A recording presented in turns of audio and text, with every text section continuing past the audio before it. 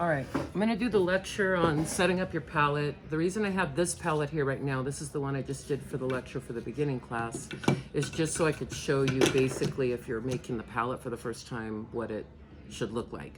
So you want this piece of foam core. Hopefully you can kind of see that in the video, it's thicker. And then you tape the piece of glass on top and use some duct tape, and just be careful when you're taking it out of the wrapping that you don't cut yourself. You can also use like a piece of tempered glass on a tabletop without this on it, because you don't have to carry this back and forth to class or put it on shelves in class like we needed to. But if you are going to use just a piece of glass, make sure and put a sheet of paper under it so that you've got the white or gray background. Don't use black or a colored piece of paper, okay? So this is just to kind of show you, I just finished mixing this for the beginning class and then I sealed it, but I'll do all of that with you guys as well. So that's their palette. I'm going to take this old palette and show you first how I would clean this off. It's got a lot of old paint on it. This is from last semester. And that way, if you're not familiar with using the glass palette, you can kind of get an idea of like how to handle it. And this one's been sitting and things have been drying all summer because I haven't used it.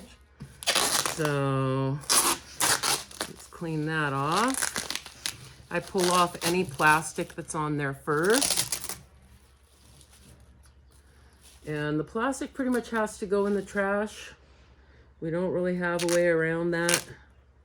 Not even in the classroom. In the classroom, we put it in the trash. In the classroom, we have all the rags go into a hazardous waste bin at least. But they've told us they don't want the plastic in there. So I don't know what they're doing, why they can't take care of the plastic, but I'm gonna set that to the side. And then essentially what I do first is I take my palette knife and I use that to scrape up any paint that is going to be thrown away, that's going to be gotten rid of, that's wet. Okay, I'm going to set a couple rags here because I'm going to have a good amount of paint that I have to clean off of here. And that way I've got something kind of ready to take it. And certainly if you have gloves, plastic gloves, and like rubber gloves, like the nitrile gloves or whatever, you can certainly wear gloves and that'll help you not get so messy in the process. And nowadays almost everybody seems to have gloves, so please feel free to put those on. And what I do is the scraper is great for getting off the dried paint, but it gets messy really fast if you use it for the wet. So I try not to use the scraper on a ton of wet paint. So if I've got a lot of wet paint like this on here, I hate to get rid of that white. But I'm going to, for the sake of this lecture. So if I have a lot of like wet paint, or even some of it's wet and some of it's dry, then I will try and scrape off what I can with this first, just because it's a little easier for me to stay clean, because the handle puts some length and it puts distance in between me and the paint. But also it's just easier to wipe off the palette knife. On the scraper, it gets into the blade holding area really easily, and then that's hard to get out. It just becomes a big mess. So as much as I can scrape this off first here, that helps my job later.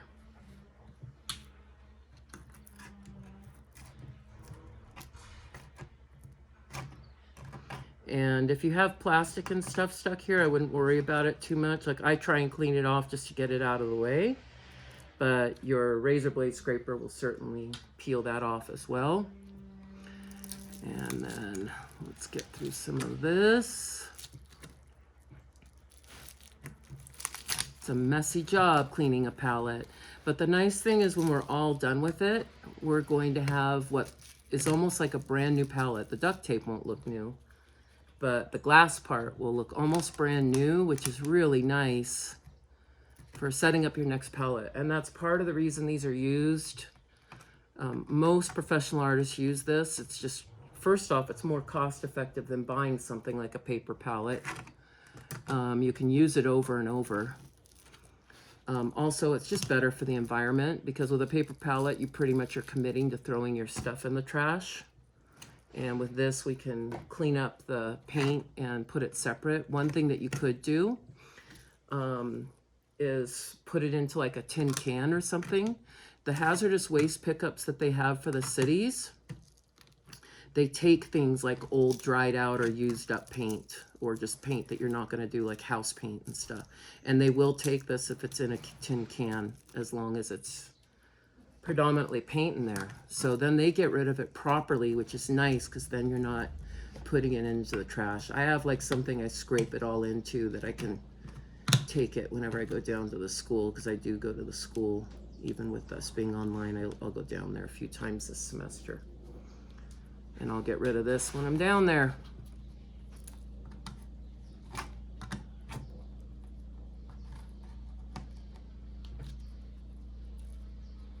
Okay, so you can get a fair amount of the main stuff off using your palette knife. It's just that you're not gonna be able to clean it all the way down very easily. That razor blade scraper for a few bucks makes a world of difference with getting your palette cleaned off correctly.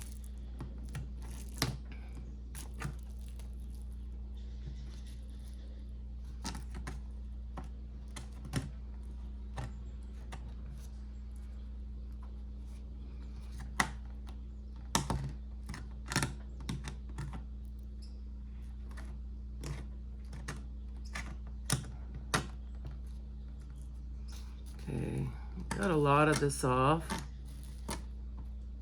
This was my palette at the end of the semester from the beginning class. And I had all these earth colors up here because I was still finishing up demos with the limited palette. And then I had these pure colors down here because I was working on their full color demos at the same time and trying to get them videotaped. So a little bit of both. It's nice to have these big palettes. I'm gonna move this to the side for now so it's out of the way. Grab another rag, then kind of wipe this off. You shouldn't be washing your palette knives. It's not good for the interior connection and stuff, and there's really no need to. It's not good for the environment either if you're washing that into the environment. So I just wipe it off with a rag. I've got a little bit on the handle because my finger was dirty. I just want to wipe it down so when we mix it doesn't get too bad. And now I'm going to take my razor blade scraper. I actually have two here. This one has a brand new blade in it. This one's a little older. It's been used. I'm going to use the older one to get some of this stuff off first. That way I save the nice sharp blade for finishing this up. So you want to push this away from you so you're not pushing the blade into your hand. Hand pressure, it helps sometimes if you're standing over it. I'm not going to worry about that yet, but I will when I go to the finished stuff on this, so I can put better hand pressure on it. And you can see how this just scrapes a lot of it off. The new blade is really going to scrape it all the way down, but this gets the main stuff. And because this palette was such a mess, I'm going to use this. That's why I'm using this old one first, because this is a really messy palette and it's going to be a lot of mess to clean it. So that saves my new blade for the final cleaning at the end and doesn't dull it before I get to this point.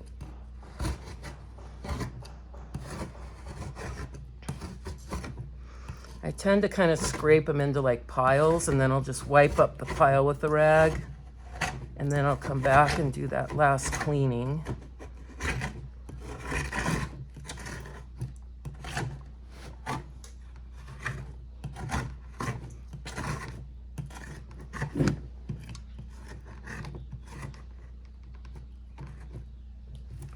Okay, get a couple more of these.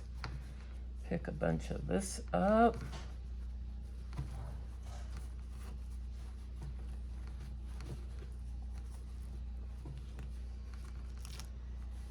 Got there.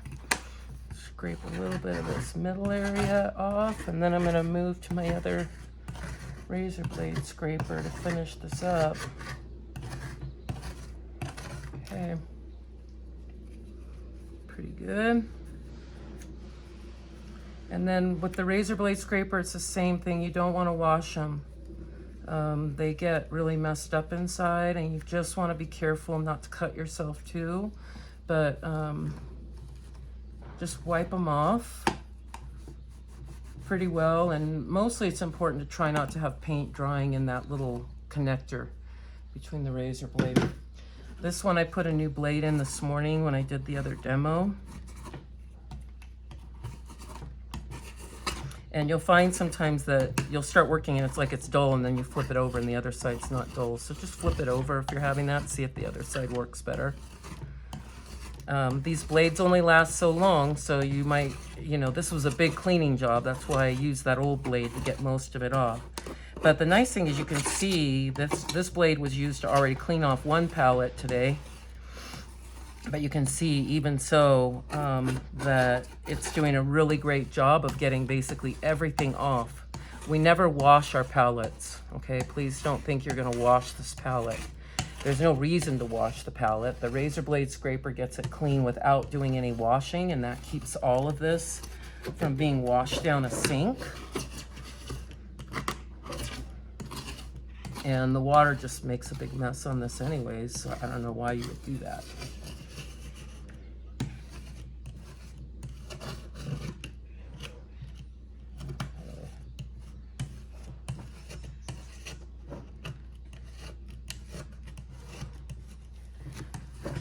So we've got most of this. I'm gonna wipe it again with another rag in a sec and then do any last cleaning up, and then I'm ready to start mixing the palette for you guys. Thanks for waiting through all this, but I know people have questions about cleaning these, so I felt like that was an important thing to kind of cover in the demo so that you guys would see early on, like, this is how you do it. These are why I have you get those tools.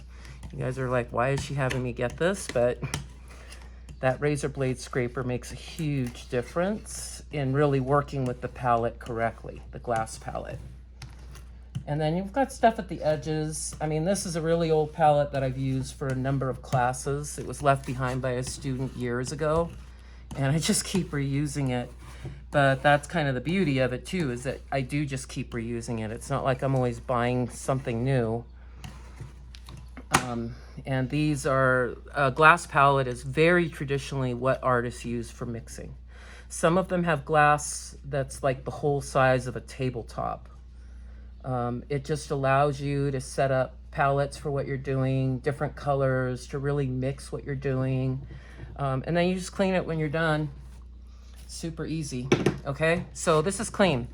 All right, for your first project in the intermediate class, you basically are mixing a palette that has several almost monochromatic colors on it. We're gonna need some white, and I'm gonna do a separate little diagram document that shows you how I would like this set up. But I'm gonna put some white down on my palette. And I'm gonna need a good amount of it because I'm gonna be mixing tints off of all three of those colors that you're using.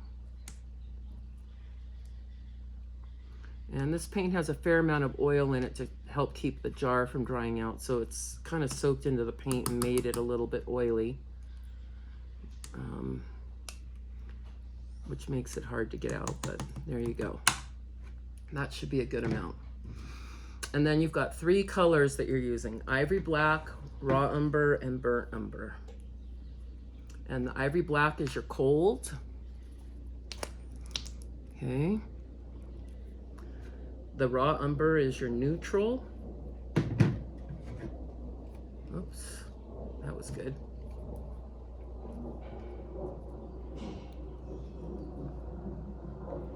That I can't open. I'm gonna need pliers.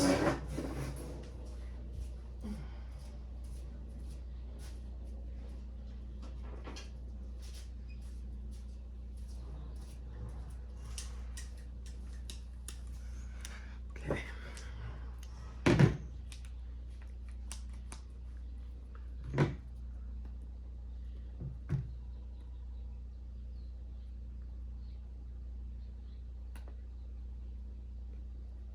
Should have checked this before we started. I didn't think to. Okay. So the raw umber is your neutral.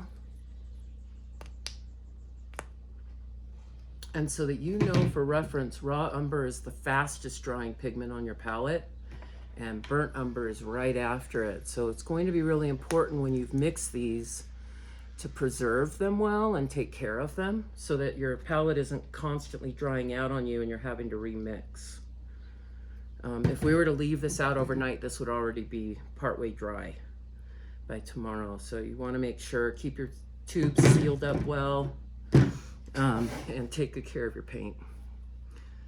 Okay, I made a bit of a mess of this. I'm going to try not to just wipe this all into a rag, but actually salvage a little bit of this paint,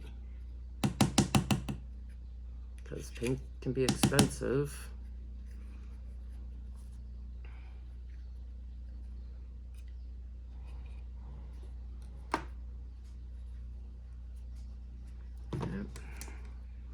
And then let's clean this. That's nice. I put it right back in the paint. Okay. Clean this off. I'm not worried so much about the blade itself. I just wanted to get it off the handle and the little stem part of the trowel. Okay, and this is kind of spread out. So let's kind of scrape it in. You'll notice when I use the palette knife that I use the underside of the knife to grab the paint. That's because when it gets into this top little crook right here, it's really hard to get it out unless you just use another tool. It's either that or you waste it. And then what we need to do with this palette is you're going to mix 4 tints off of each of these so that you have a 5-step scale. Okay, so your bottom tint's going to be the lightest, and that'll use the most amount of white. And I'm going to scoot this white down too to make a little bit more room. Okay.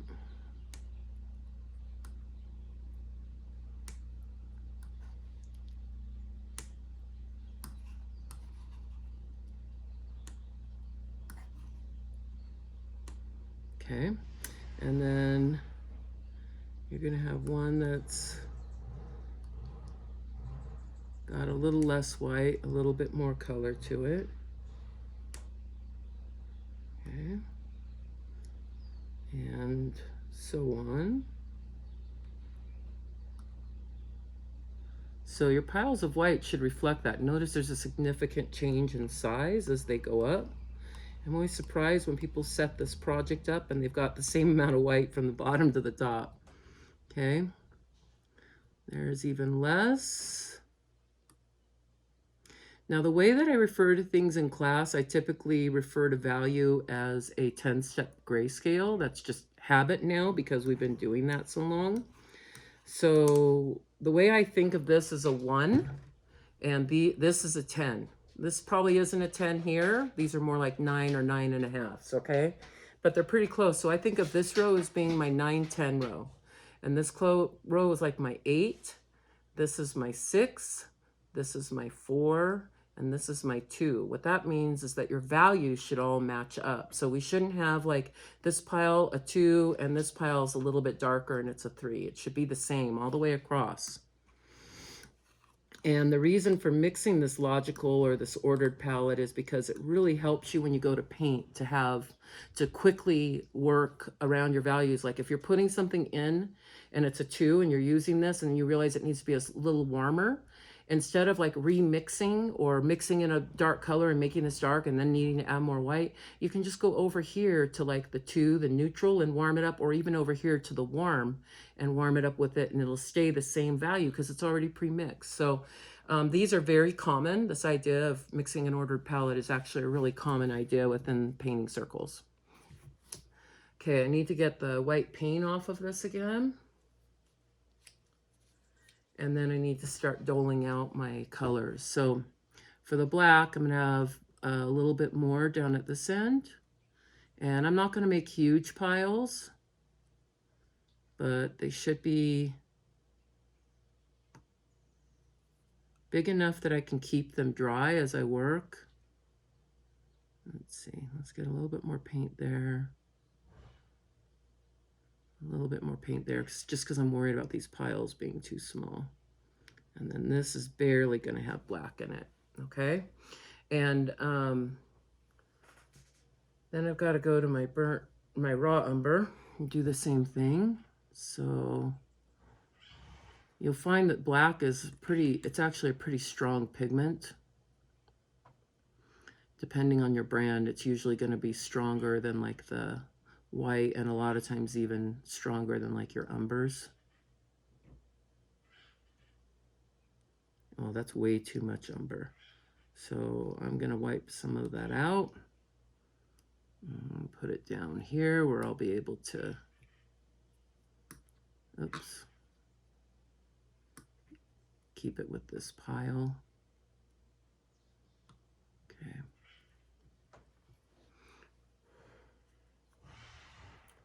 And then I need to go to my burnt umber. I'm going to put a good size mess of that there. It's a little more than I meant. And then another piece right here. Might need just a little more. And then another piece here. And then a little bit here. They're fairly even. I think this is actually a little too much umber for this, and I want to be careful not to use that much of the raw umber, so I'll move that back up. I made a little bit less black here, but I can always add more black if it ends up too light. So, but the trick is to try and keep, especially when you've got three colors that are close to each other in value and fairly close in strength as far as pigmenting strength, it's to keep these piles of them about the same, and then the white piles about the same, and you should end up with about the same value going across. Okay, so we'll mix this in, and this is where the trowel really comes in handy. I use the underside of the trowel. Because it's a small shape, it doesn't create a big footprint here on the palette. It allows me to keep the pile kind of small. And I'll probably want a little bit more white in this. This is more like a 9 that I mixed here. It's a nice 9, but I want this to be a little bit closer to an 8. So I'm going to come down to this one and try mixing this.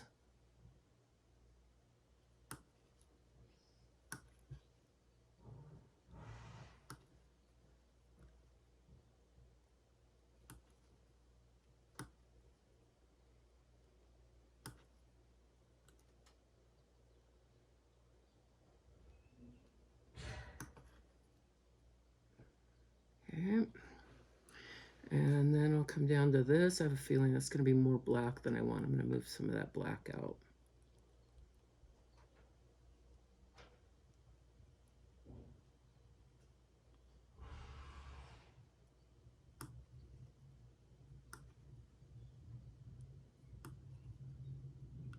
Because I feel like I'm going to want this a little lighter and this a little lighter.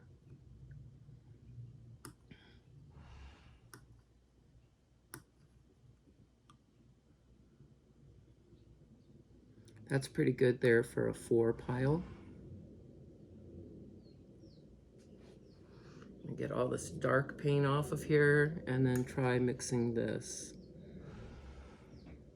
And the 2 pile we want really light. It should be a very pale gray. It shouldn't be anywhere near this dark. It's basically 2 steps down from that. So there should be the feeling that there's another gray in between here. A 2, the way I think of it, is like it's almost like it's a white. It's just got a little bit of color to it. But it's not even something that somebody would look at and go, oh, that's gray, you know, because it's so light gray that it feels a little bit more like it's a white. And that's actually pretty good as far as a 2 goes. It's a little on the dark side, but not too bad. Okay.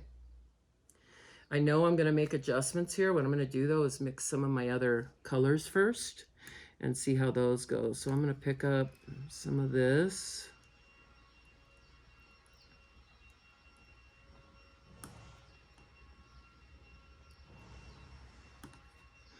And when you're all done mixing this, if you want to test and see if your values match up, you can take a picture with your camera and then just put a monochromatic filter on it. And then you'll be able to see. It's hard sometimes, especially when we're still like students and learning all this, to see the differences very well ourselves when we get into color. It can help to like squint down your eyes and stuff, but what really helps is everybody has phones nowadays, And the phones all have great cameras on them, and they all seem to have monochromatic filters. So that's one way of kind of double checking it. That's going to be too much because we already did too much on the other one, so I only cut out part of it. So I'm going to cut out part here, and I'll do the same thing here. I'll only cut part of that umber into it.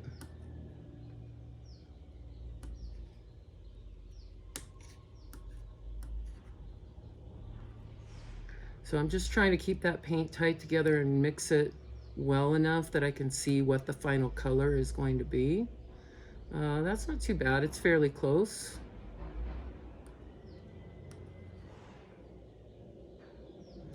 Mixing palettes is a great way of starting to gain control and see like smaller nuances of value and color. It's a great teaching tool for you guys. So I think sometimes you guys just think I'm giving you things to do just to give you things to do, but it's actually a great like learning tool for you.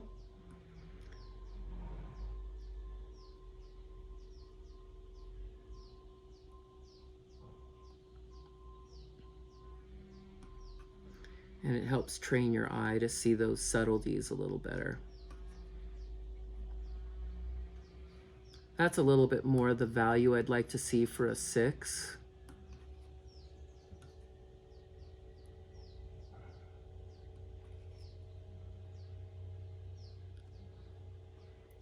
Okay, and probably we're not, let me just dump that up there just to get it out.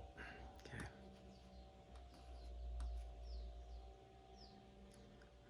Let's try just part of this pile. Oh no, that was messy of me. There.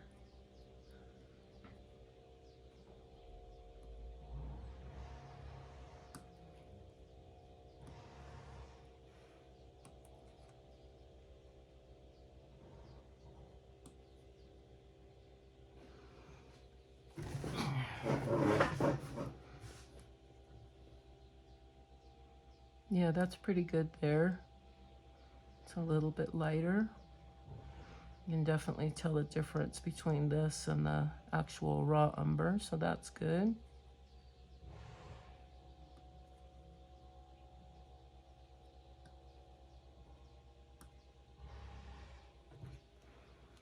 Okay, I'm just gonna move this here and move that out of the way also. It's got a little bit of white there, so you just need to be careful as I'm pulling pure color, but this looks pretty good right here.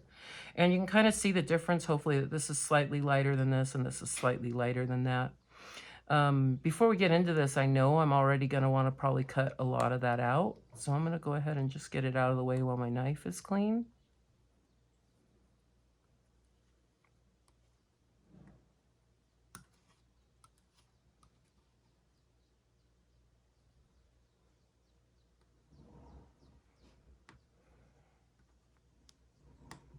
Okay.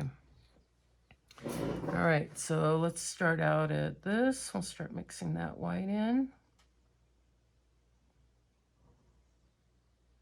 You can use the tip of your knife like that or the underside. Obviously, I'll just go back and forth depending on what I'm doing.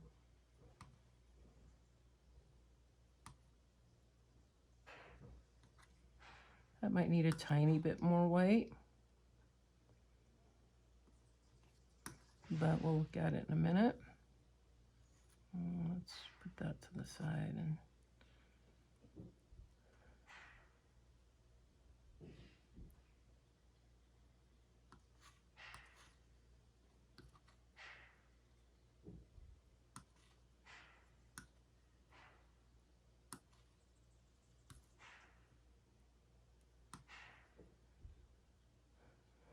And that looks pretty good there. Okay, I'm gonna clean some of this dark paint off. And only take a chunk of that.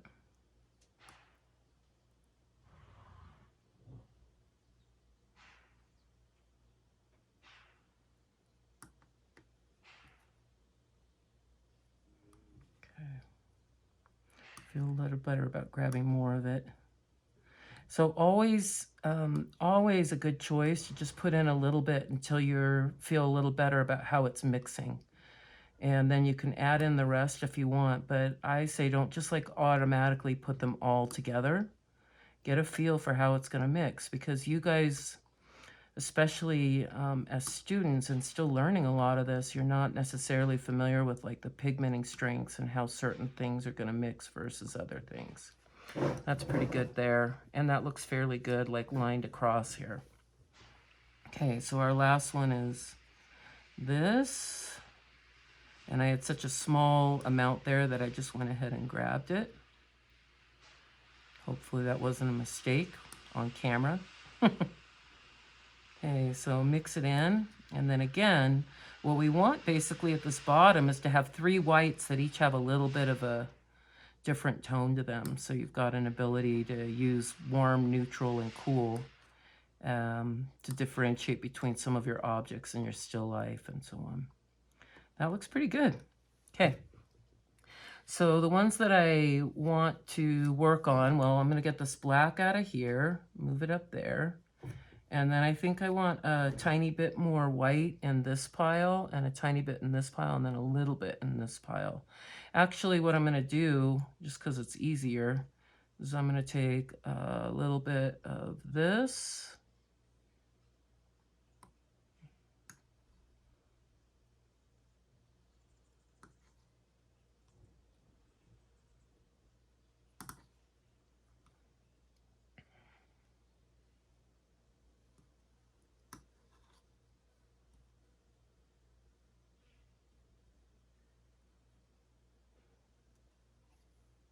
That's pretty good. Yeah, a little better. So let's go over to the black end of the palette. And I could do the same thing where I could grab a little bit of this and then a little bit more there. I might even end up using just a little more. It allows me to help clean up my palette, but also adjust these colors. So let's try that.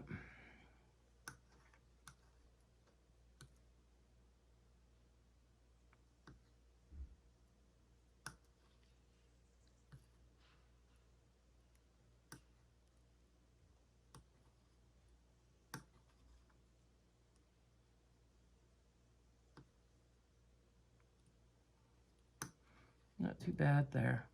Looks pretty good. And then let's go up here.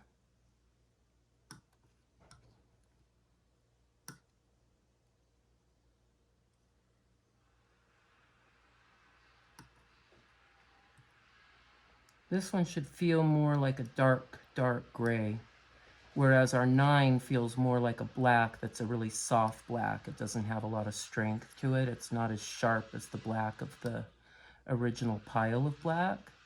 This one we want to feel more like it's just a nice dark, really dark gray. I think that one's pretty good there. It's still a little on the dark side, but I really like that tone. So let's just call this done. Okay, that's close enough. It's a good working palette for us to work from. So my last step is that I'm going to kind of go through and clean up any piles that maybe need to be a little closer together if I'm not painting today. And when you're done painting, I would always do this as well. Just kind of scrape them together a little better so that they're tight, because the larger pile of paint won't dry as quick. If it's all spread out and flat, it's going to dry more quickly because there's more surface area to interact with oxygen. But if it's tight together, then that really helps.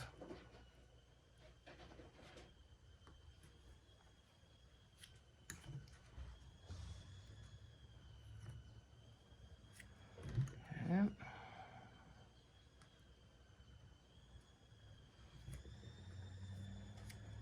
And we want to separate out these 2 piles a little because I made a mess of that.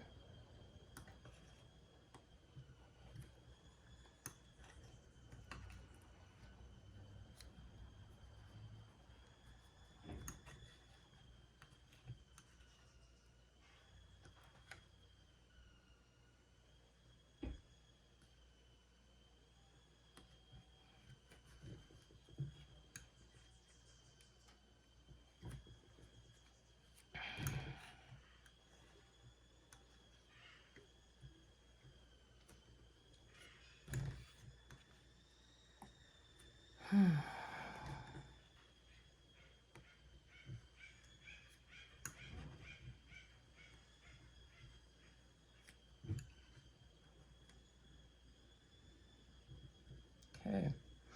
Then if you're sealing this, I wanted to make sure and include this in the demo just in case you haven't had this before. You wipe off your knife so it's clean. Don't stick a dirty knife in there. And then you're just gonna grab a couple drops of oil. And don't like pour this out either. It's like I've seen people pour it out and they just end up with oil like all over. And that's definitely not good for you, your palette and your paint. You just want a couple drops. It helps create the seal with the plastic, and the extra oil helps keep it from drying so quickly. I actually would make sure and do a little bit on these umber piles because they have such an issue with drying. So a little bit more oil there isn't gonna hurt, okay? And then you just wipe off your knife. Now the next step is just to put plastic on it. So probably we'll need 2 pieces of plastic on this, which is fine. I have my plastic wrap right here. I can lay it kind of loosely on top, and I don't lay it tight because I want to be able to lay this all down flat, okay? So if this is pulled tight, I can't lay it all the way around the pile of paint. There's not enough plastic. Probably should have made this a little further over since I'm doing the second piece. So what you want is you don't want things like this in the middle. You want to be able to lay that plastic all the way down. Let's just go ahead and move it up a little while we're at it. And the second piece can go on top there. Lay it kind of loose. And then I can get my second piece.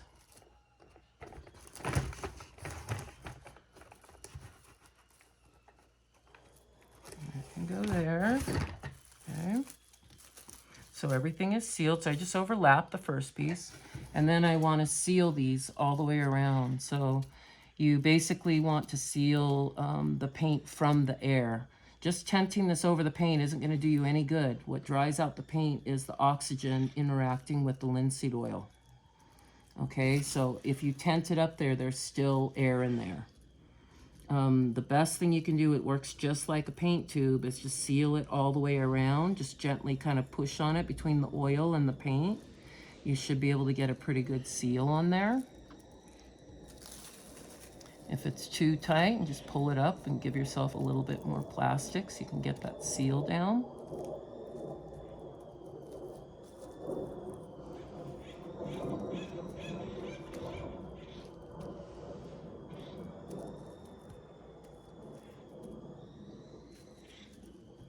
And that's it. All right. So the palette's all mixed, and we'll talk a little bit about how you're going to use it with the painting next time.